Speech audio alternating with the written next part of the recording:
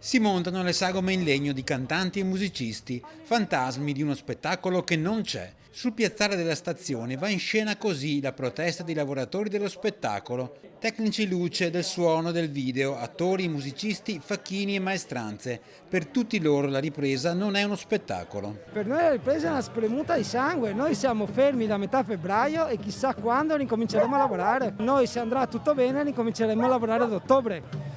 Quindi siamo qui per chiedere un'attenzione particolare a un settore che potrebbe sparire fondamentalmente causa Covid.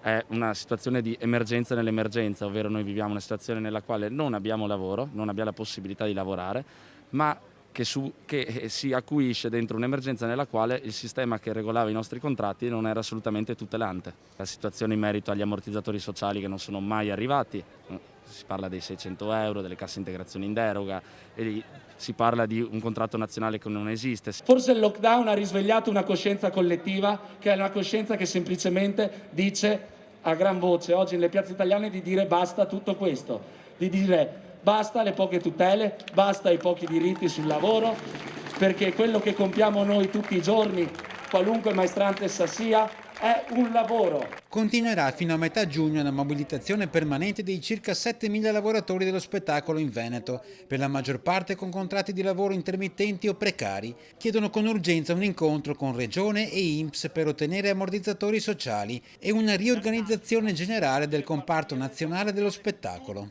Il problema è proprio il ritorno a questo lavoro qua, perché il ritorno in sicurezza non è garantito. Noi non abbiamo maternità, non abbiamo paternità, non abbiamo la malattia, e quindi anche quello che stiamo ponendo oggi, che è ripartire con gli eventi, anche significa certo ripartire, ma mettere comunque a rischio la nostra incolumità in questo caso. In questo momento quelli piccoli rischiano di sparire, perché vedendosi cancellata completamente la programmazione e non avendo sostegno economico, perché non si parla solo di programmazione cancellata, parliamo anche di opportunità, di costruzione di anni di lavoro.